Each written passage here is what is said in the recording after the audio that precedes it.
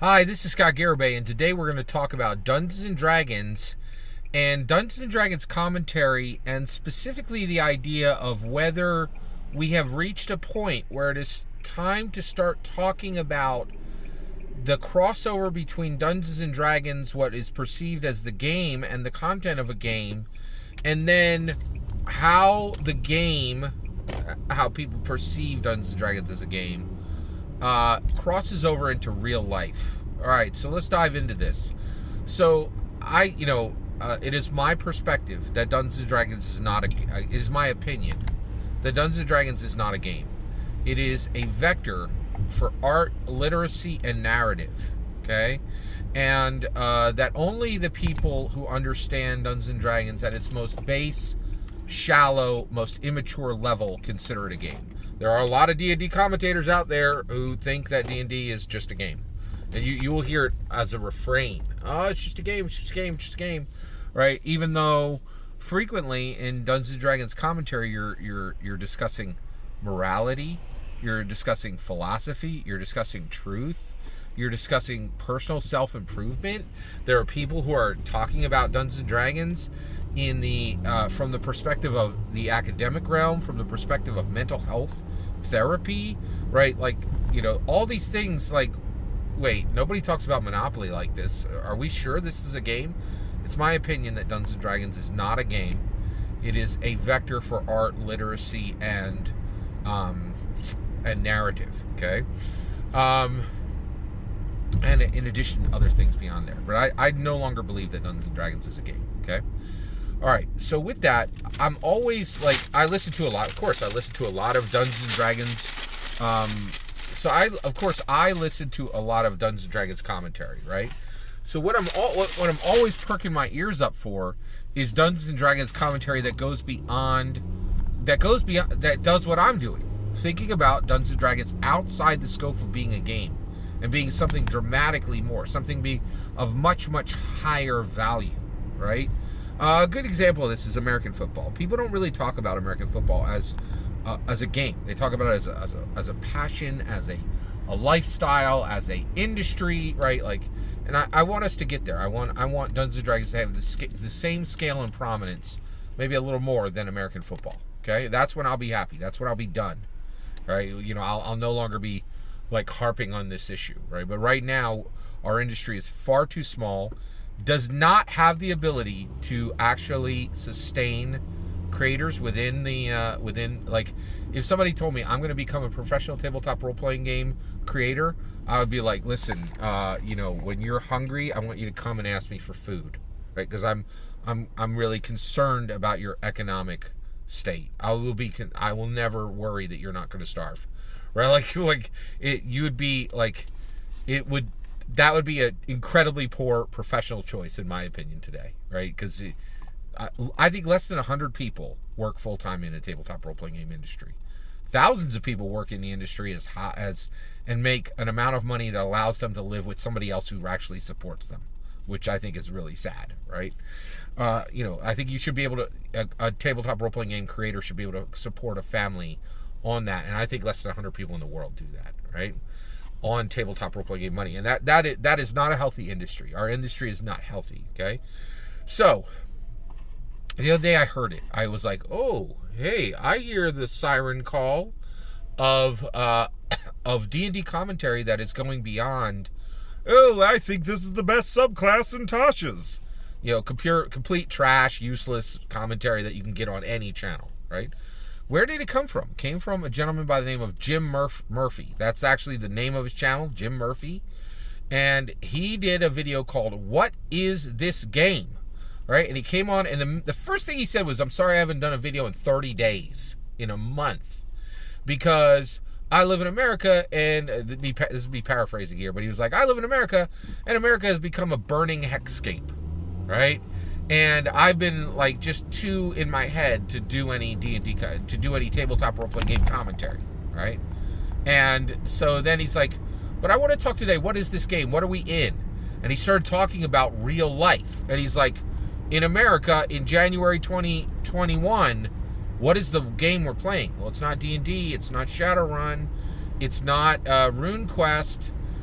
It's Call of Cthulhu, and the great old ones are controlling our lives, right?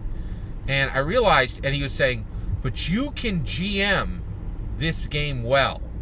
And he was talking about game mastering to control your life and control the lives of others to make them better and entertaining, and to use game mastering as a filter for real life to help you understand the world you're in, right? And I was like, whoa, that's big, right? So one of the things I thought was really fascinating is he was talking about tabletop role-playing games from the perspective of how can we use tabletop, how can we mix our game experience and our real-life experience so that they're both better. And I was like, whoa, that is a super deep topic. So one, in case you're not aware, this is a crazy deep topic. This is an incredibly deep topic, right? And the reason why is, back in the 80s, if you said, I want to mix my real life experience and my game experience, people are like, you're going to end up in a steam tunnel and die, right? Because that basically in the 80s, people were terrified by the idea that that young people would get confused between the real world and the game world and make poor choices that would lead to harm to themselves or others, right?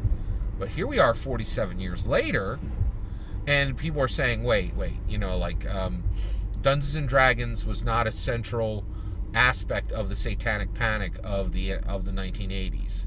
And Dungeons and Dragons was not a game that was designed to remove the souls out of your high schooler. It's a game that is here for entertainment and is here to explore worlds, but the spells aren't real, and the combat isn't real, and the exploration isn't real, and the interaction isn't real. It's game content, right? Now, in 2021, when the game is being talked about within academic circles, when Dungeons and Dragons is talked about from helping people who have autism move beyond issues that they currently have into being more social and more interactive, right? People are going, wait a second, maybe the mixture of the game world and the real world is not something we need to be frightened of, right? But it's something that we can start to explore. That's very, very interesting, right? And so I highly encourage you to go check out What Is This Game? Jim Murphy's talk about mixing game mastering in real life and game mastering in a game. Because that's exactly the direction that I think we should begin to go to. And now that we're 47 years past the question, we're 47 years past the introduction of Dungeons & Dragons, we are still asking the question, what is Dungeons & Dragons? But the answer is not frightening, it's inspirational, right? In the 80s, people were like, oh, Dungeons & Dragons is the thing that your high schooler will use to begin to cast real spells and will disappear in a steam tunnel and die. Now people are like, wait a second, you have a hobby that will have a young person buying $50 hardback books, reading 250 pages at a stretch, getting together with other young people, smiling, laughing, doing math, writing, and not on their screens constantly? Oh, that's dramatically different, right? So 1987, people are terrified of Dungeons and Dragons. 2021, parents were terrified of Dungeons and Dragons. 2021, parents are wishing their kids would play Dungeons and Dragons. What a difference 34 years makes, right? That's incredible. That is actually, let's do the math there, 13 and 21. Yeah, 34. So, 3 decades, and things have really, really massively changed. So I'm really fascinated by that. I'm really glad to see there are other D&D commentators, tabletop role-playing game commentators, that are starting to explore the concept that Dungeons & Dragons is not a game, but is something far, far more valuable, far more important. All that's my opinion. Go check out Jim Murphy's video if you get a chance. Jim Murphy, What Is This Game? I really think it's fascinating. I'd love to hear your thoughts on the concept that we've reached a point where we really can explore the idea of mixing our dungeon master lives and our real lives, and that maybe some of the areas can safely overlap now, right? That couldn't happen in 1987. It terrified people. In 2021, now that we understand Dungeons and Dragons better, can we start to look at that? Can we do that safely? I'd love to hear your thoughts. Let me know in the comments below. Please consider liking and subscribing, and have a wonderful millennium.